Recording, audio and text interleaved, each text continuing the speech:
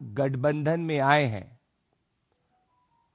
और आपको ये क्लियर प्रूफ दो परिवारवादी के मुंबई में साथ में आने से ये स्पष्ट हो चुका है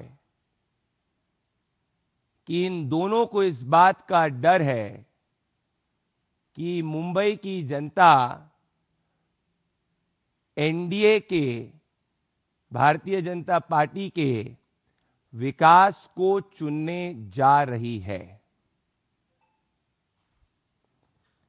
और ये डर ये दर्शाता है कि जिस तरीके से मुंबई में एक विकास की लहर आगे बढ़ रही है, इसी कारण ये दोनों परिवारवादी अपनी जमानत बचाने के लिए साथ में आए हैं। पर मुंबई की जनता और महाराष्ट्र की जनता विकास के साथ में है, एनडीए के साथ में है, भारतीय जनता पार्टी के साथ में है और वो विकास को चुनेगी। दोस्तों, एक तरफ जहां मुंबई में दो परिवारवादी अपनी जमानत बचाने के लिए साथ में आ रहे हैं, जानते हैं कि विकास के साथ में मुंबई है, एनडीए के साथ में मुंबई है, वहीं दूसरी तरफ पूरा देश इस बात पे आक्रोशित है कि जब पश्चिम बंगाल की सड़कों पर हमारे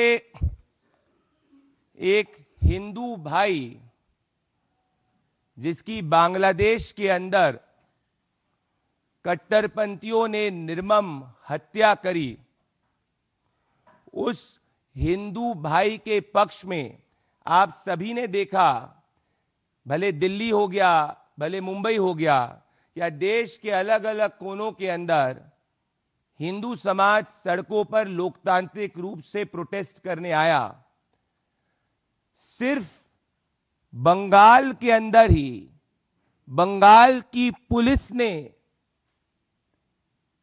चुन चुनकर लाठी के माध्यम से हर वो हिंदू साधु संत जो बंगाल की सड़कों पर, कलकत्ता की सड़कों पर हमारे हिंदू भाई को जिस तरीके से लिंच किया गया, उसके खिलाफ लोकतांत्रिक रूप से जब प्रोटेस्ट करने आया, पश्चिम बंगाल की तृणमूल सरकार ने उसको लोकतांत्रिक रूप से प्रोटेस्ट करने में सहयोग देने के बजाय हमारे हिंदू भाई पर लाठी चलाई। कई साधु संतों की फोटो और वीडियो सामने आए जो हाथ जोड़कर पश्चिम बंगाल पुलिस के सामने खड़े थे और ये इस बात को कह रहे थे कि हमें हमारे हिंदू भाई की निर्मम हत्या पर लोकतांत्रिक रूप से प्रोटेस्ट करने का अधिकार दीजिए। परंतु पश्चिम बंगाल की सरकार ने, ममता बनर्जी की सरकार ने भगवा देकर लाठी से हमारे बंगाली हिंदू भाई और बहन पर प्रहार किया। तो एक तरफ हमारे हिंदुओं के ऊपर लाठी चार्ज बंगाल में ममता बनर्जी की सरकार करती है और वो बांग्लादेश के अंदर जो हमारे हिंदू भाई के साथ निर्मम क्रूरता और हत्या हुई, उसके खिलाफ जब वो प्रोटेस्ट कर रहे थे, सिर्फ पश्चिम बंगाल की पुलिस ने हमारे हिंदू भाइयों पर लाठी चलाई। स्थिति इस तरीके से गंभीर हो गई कि नाक से हमारे हिंदू भाइयों का खून निकलने लग गया। कई साधु संत वहीं सड़क पर फेंट हो गए। ये दर्शाता है कि पश्चिम बंगाल के अंदर जहां एक तरफ बाबरी की नींव रखने के लिए पश्चिम बंगाल की पुलिस सहयोग देती है, वहीं दूसरी तरफ अगर हिंदू भाई के पक्ष में कोई प्रोटेस्ट करे तो उसको पश्चिम बंगाल के अंदर लाठी मिलती है। यह तुष्टीकरण की परिकाष्ठा है। जो पूरे देश में कहीं नहीं देखने को मिलेगी। और ममता बनर्जी की तृणमूल कांग्रेस की सरकार ने बंगाली हिंदुओं के लोकतांत्रिक हित के ऊपर कट्टरपंथियों के हित को चुना। इसीलिए आज पश्चिम बंगाल में मां, माटी, मनुष्य तीनों में एक भयंकर गुस्सा है, क्योंकि जहां एक तरफ अपने वोट बैंक को ममता बनर्जी कलकत्ता में सड़कों पर प्रोटेस्ट करने का अधिकार देती है, चक्का जाम करने का अधिकार देती है, वहीं दूसरी तरफ हमारे हिंदू भाई पर, हमारे साधु संतों के ऊपर लाठी चार्ज होता है। ये विडंबना नहीं, ये सबसे बड़ा कम्युनल मॉडल है जो देश में सिर्फ इकलौते राज्य जहां पे ये प्रैक्टिस हो रहा है उसका नाम है पश्चिम बंगाल। क्योंकि ममता बनर्जी की सरकार, कट्टरपंथियों को उन्होंने अपनी सरकार को आउटसोर्स कर दिया है। स्थिति इस तरीके से हो गई कि जागो मां, आप सबने सुना होगा, जो हमारी बंगाल की संस्कृति से जुड़ा हुआ है, वो अगर कोई गायिका गाती है तो उसको तृणमूल कांग्रेस का नेता रोक देता है।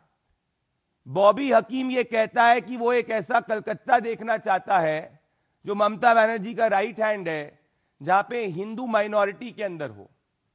और इन सब में हिंदुओं के पक्ष में एकजुट होने के बजाय जो हिंदुओं के खिलाफ बर्बरता हो रही है उसके खिलाफ एक स्वर में बोलने के बजाय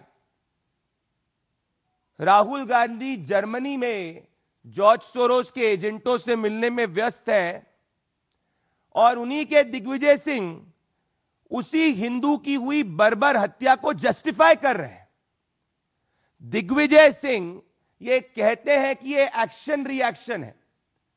तो आप सोचिए, जहां पूरे विपक्ष को सरकार के साथ में एकजुट होना चाहिए था, क्योंकि ये कोई राजनीतिक आरोप प्रत्यारोप की बात नहीं थी।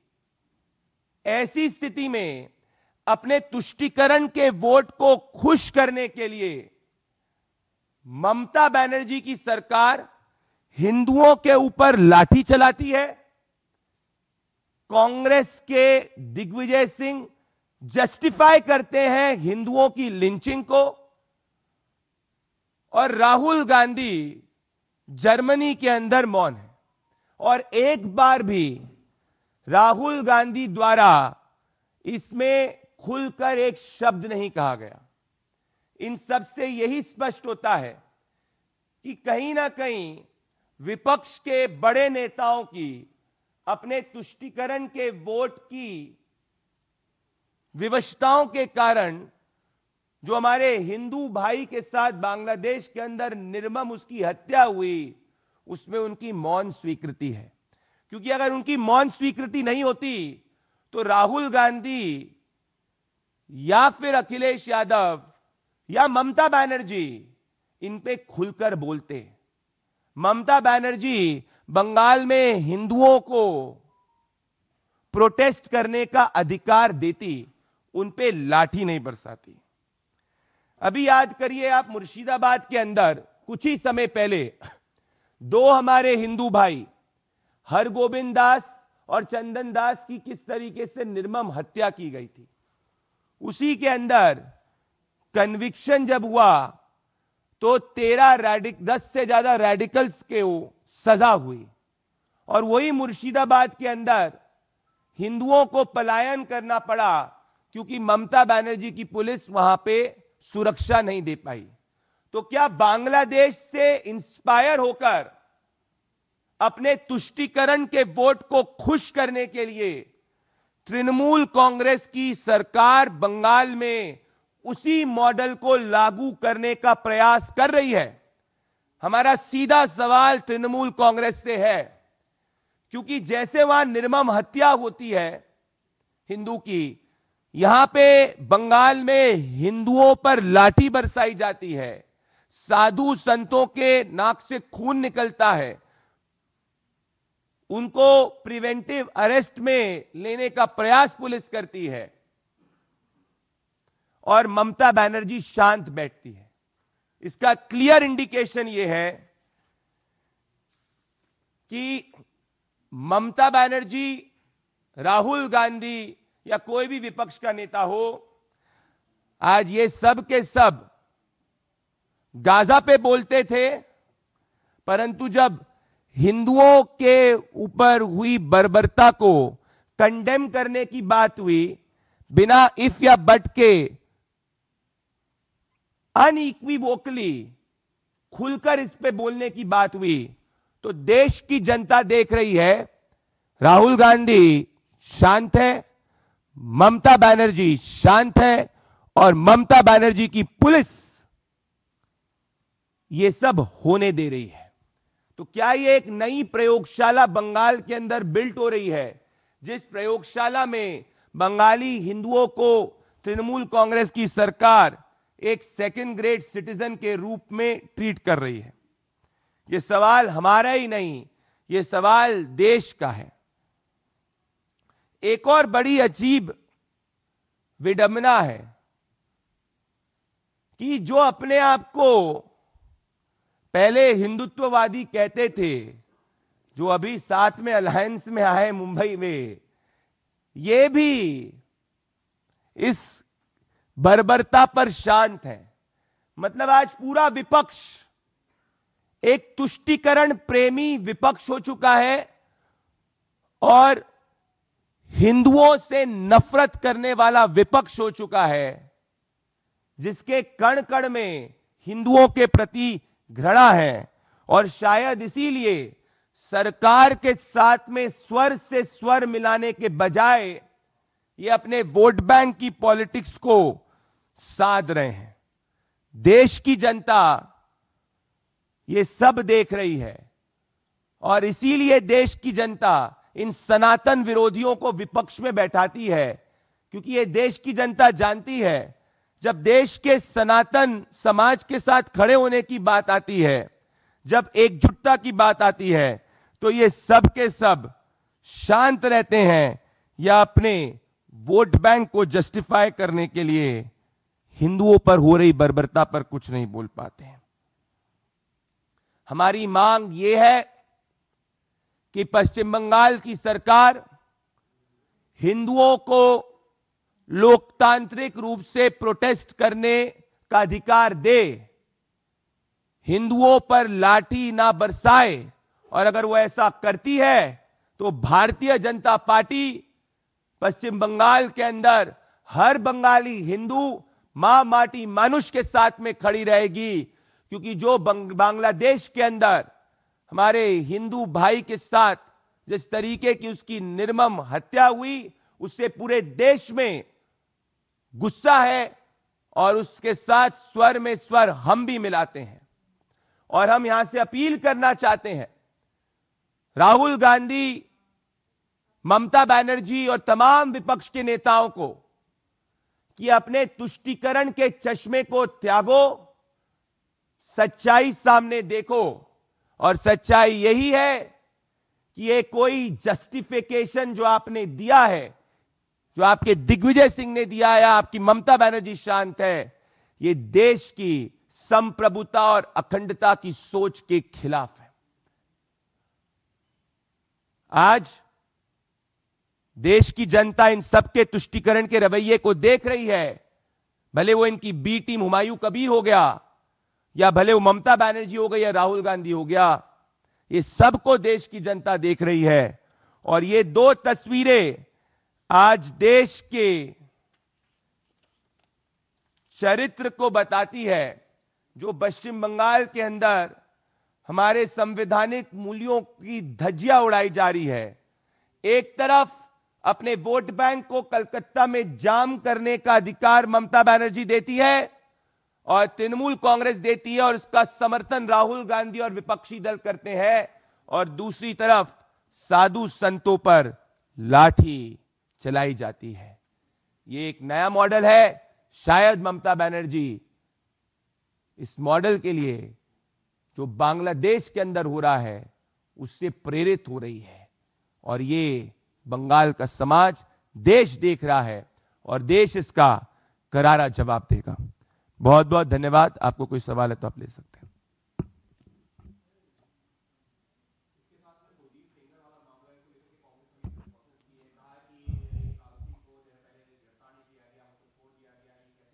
देखिए, मामला सब जुडिस है, law will take its own course.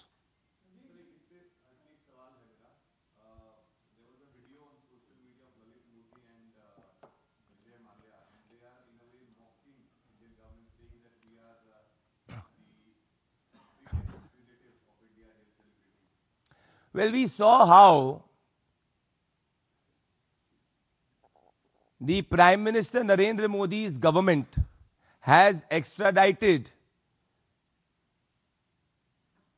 lawbreakers from as far as whether they are in Thailand or Bangkok or any part of this country.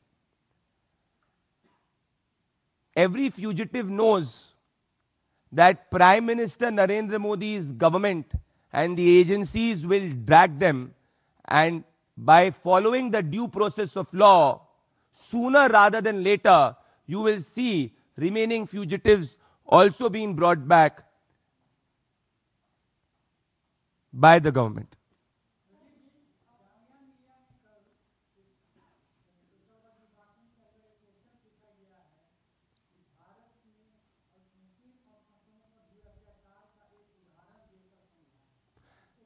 देखिए, ये वही सोच है जो दिग्विजय सिंह वाली सोच है, जो इस बात को जस्टिफाई करने का प्रयास करती है जो बांग्लादेश के अंदर हुआ।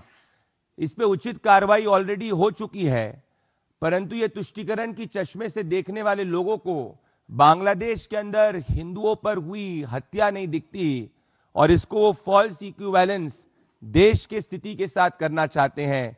इससे इनकी तुष्टीकरण की राजनीति भी सामने आती है और देश विरोधी सोच भी सामने आती है।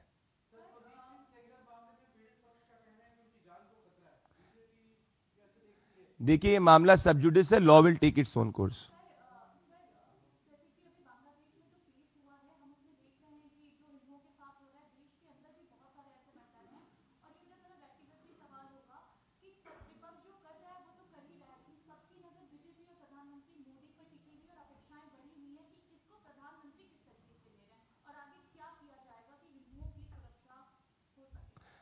देखिए, एमईए ने ऑलरेडी इस पर सरकार का रुख स्पष्ट कर दिया है, और जैसे जैसे इसमें सरकार कार्रवाई करेगी, एमईए इसमें आपको इन्फॉर्म करेगी। और कोई सवाल? बहुत बहुत धन्यवाद।